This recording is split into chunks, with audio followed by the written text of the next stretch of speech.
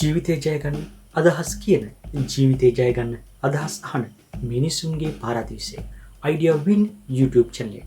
අදත් මගේ යාළුවෝම ආදරෙන් පිළිගන්නවා idea win YouTube channel එකට. අද අපි කතා කරන්න බලාපොරොත්තු වෙන්නේ කොටස් වෙළඳපොළ ආයෝජකයන්ට වඩා වැදගත් වෙන app එකක් සම්බන්ධයෙන් තොරතුරු. ඒ තමයි one and only one app that is CSE App. CSE App එක කියන්නේ ආයෝජකයන්ට ආයෝජන තීරණ ගැනීම සඳහා ඉතාමත් වැදගත් app එකක් ශ්‍රී ලංකාවේ කොටස් වෙළඳපොළ තුලින් හඳුනා දුන්නා. ඒ නිසා අපි බලමු මේ CSE App එක කොහොමද පාවිච්චි කරන්නේ ආයෝජන තීරණ ගැනීම සඳහා කියලා. ඔව් යාළුවනේ, අද අපි කතා කරන්න බලාපොරොත්තු වෙන්නේ කොටස් වෙළඳපොළ ආයෝජනයේදී වැදගත් වෙන තවත් තොරතුරු අපට ලබා දෙන app එකක් සම්බන්ධයෙන් වීඩියෝවක්. ඒ නිසා මගේ සමහර යාළුවෝ මේ සම්බන්ධයෙන් දැනටමත් දැනුවත් ඇති. ඒ තමයි කොළඹ කොටස් වෙළඳපොළ ගනුදෙනු සම්බන්ධයෙන් තොරතුරු අපට අරන්ගෙන CSE App එක. මේ app එක අපට වැදගත් වෙන්නේ කොටස් වෙළඳපොළ සම්බන්ධයෙන් ආයෝජන තීරණ ගද්දී ආයෝජකයෙක් හැම අවස්ථාවකම මේ තොරතුරු සම්බන්ධයෙන් දැනුවත් වීමක් නැත්නම් අප්ඩේට් එකක් තබා ගත යුතුයි. කොටස් වෙළඳපොළේ දෛනිකව සිදුවන ගනුදෙනු, සතිපතා සිදුවන ගනුදෙනු සම්බන්ධයෙන් සහ යම් යම් කාලවලදී සිදුවන වෙනස් වීම, ඊට අදාළ වැදගත් නිවේදනයන් සම්බන්ධයෙන් සහ කොටස් වෙළඳපොළේ සමාගම් සම්බන්ධයෙන් වඩාත් වැදගත් වන තොරතුරු රාශියක් මේ CSE App එක හරහා ආයෝජකයන්ට අරන් එනවා.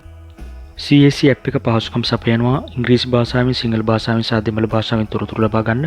ඒ සඳහා app එකේ දකුණු පැත්තේ කෙළවරේ තියෙන තිත් ක්ලික් කරලා මම සිංහල භාෂාව තෝරගන්නම්. අපට අවශ්‍ය තොරතුරු කොළඹ කොටස් හුවමාරු app එකෙන් ලබා ගන්න පුළුවන් මේ වම් පැත්තේ තියෙන ඉරි තුන මත ක්ලික් කරයින් පස්සේ එන තොරතුරු වලට අදාළව අවශ්‍ය සොයා ගැනීම සිදු කිරීමේ හැකියාව තියෙනවා. අපි දැනටමත් ඉන්නේ මුල් පිටුව කියන ඒ ඔප්ෂන් එකේ. අපි මාරුවෙමු වෙළඳපොළ සාරාංශය කියන ඔප්ෂන් එකට.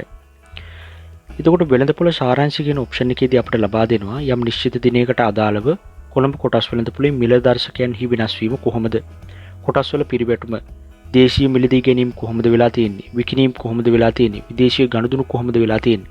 ඒවලේ ප්‍රමාණයන් කොහොමද? ඒ වගේම තමයි ගනුදෙනු සංඛ්‍යාව, දේශීය විදේශීය ගනුදෙනු සංඛ්‍යාව කොහොමද? ලැයිස්තුගත සමාගම් මේකට අදාළව ගනුදෙනු කරේ කුමන සමාගම්ද? ඒ සමාගම් වලට අදාළව ගනුදෙනු සංඛ්‍යාව කොච්චරද? මිලේපියුම් අනුපාතය කොහොමද තියෙන්නේ? ඒ වගේම ආයෝජන තීරණ ගැනීම සඳහා වැදගත් වන තොරතුරු රාශියක් මේ වෙළඳපොළ සාරාංශය කියන කොටසින් අපට ලබා දීමක් සිදු කරනවා.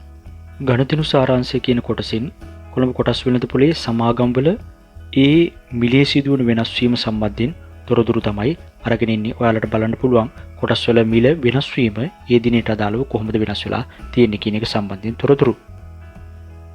මේ ප්‍රස්ථාර කියන කොටසින් අපට අරන් එනවා S&P SL20 දර්ශකය සහ all share price index දර්ශකය නැත්නම් සමස්ත කොටස් වෙළඳපොළ දර්ශකය කොහොමද වෙනස් වීම සිද්ධ වෙලා තියෙන්නේ කියන එක සම්බන්ධයෙන්.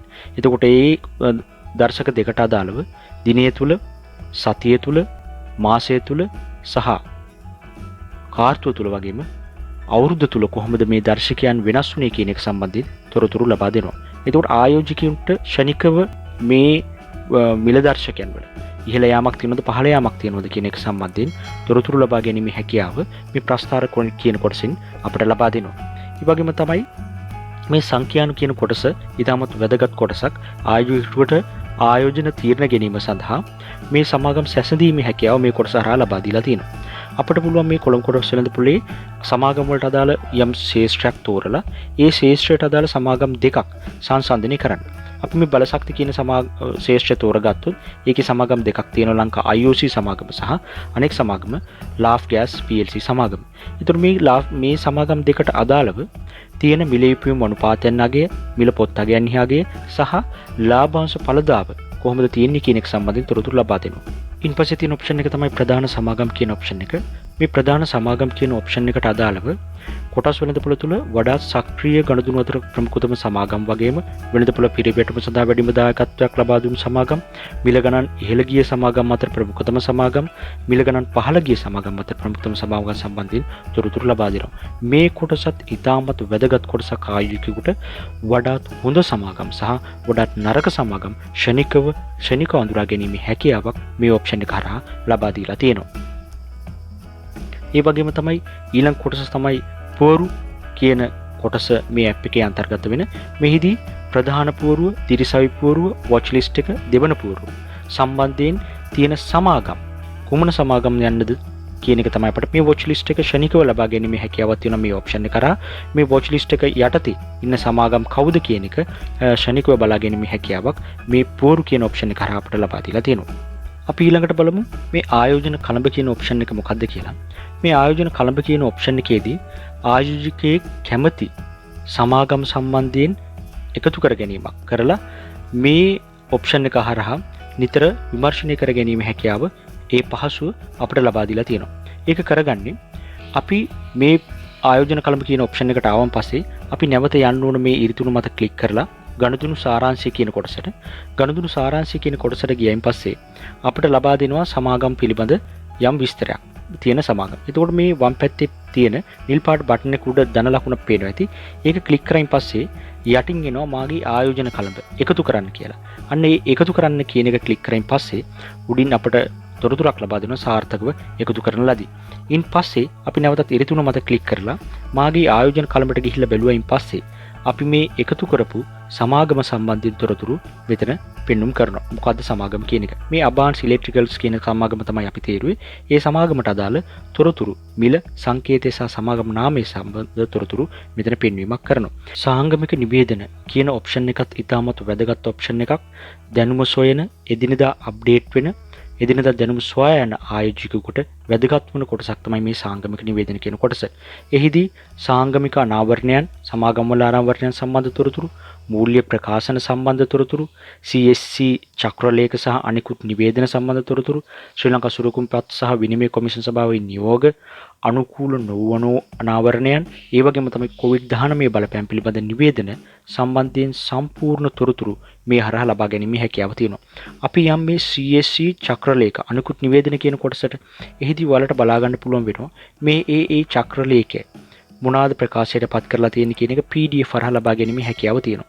මේක ඇත්තටම පාවිච්චි කරනවා නම් හොඳයි. මොකද ඒ දිනයට අදාළව එලි දක්වන නැත්නම් නිකුත් කරන තොරතුරු ලබා ගැනීම හැකියාව මේ සාංගමික නිවේදන හරහා ලබා දීලා තියෙනවා.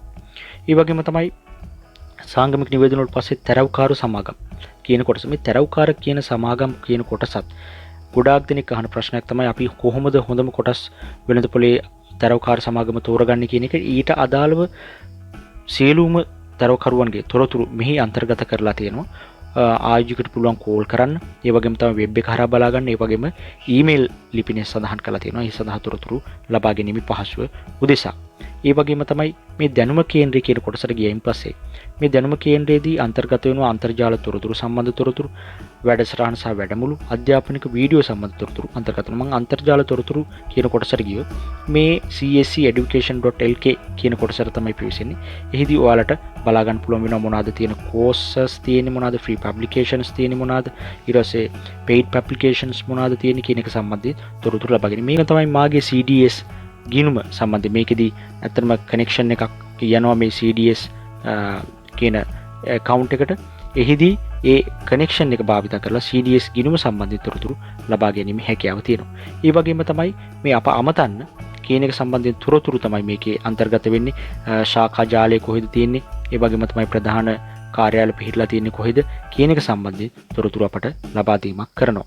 මගේ යාළුවන්ට හිතෙනවා මේ ඇප් එක සම්බන්ධයෙන් යම්කිසි දැනුවත් භාවයක් ඔබ ලබා ගත්තා කියලා. මේ මගේ වීඩියෝ එකට ලයික් එකක් දාන්න අමතක කරන්න එපා. ඒ වගේම තමයි මේ වීඩියෝ තවත් කෙනෙකුට වැදගත් වෙන්න පුළුවන්. ඒ නිසා මේ වීඩියෝ ෂෙයා කරන්නත් අමතක කරන්න එපා.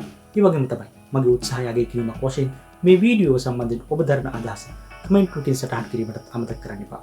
මම නැවතත් අලුත් වීඩියෝවක් සමගින් සම්බන්ධ වීමට බලාපොරොත්තු වෙනවා. එතකම මගේ යාළුවෝ පිළිගන්න. නෝ මට තව කාරණයක් කියන්න ඕන. මගේ idea win YouTube එක ඔබ තවමත් subscribe කරලා නැත්නම් අදම subscribe කරන්න. පල්ලෙහා තියෙන bell button එක click කරන්න. එහෙම වුණොත් විතරයි ඔබට මම දාන වීඩියෝ එක එසැනින් ඔයාලා ළඟටම ගෙන්න ගන්න ලැබෙන්නේ. ඒ නිසා මගේ යාළුවන්ගේ ආදරෙන් ඉල්ලනවා දැන්ම subscribe button එක click කරලා like එකක් දාලා bell button එක click කරලා දැන්ම මගේ idea win YouTube එකේ සමාජිකයෙක් වෙන්න කියලා. එහෙනම් තවත් අලුත් වීඩියෝකින් හම්බ වෙමි. බලාපොරොත්තු වෙන්න. අදට මම සමු කරනවා. මගේ යාළුවන්ට ජය වේවා.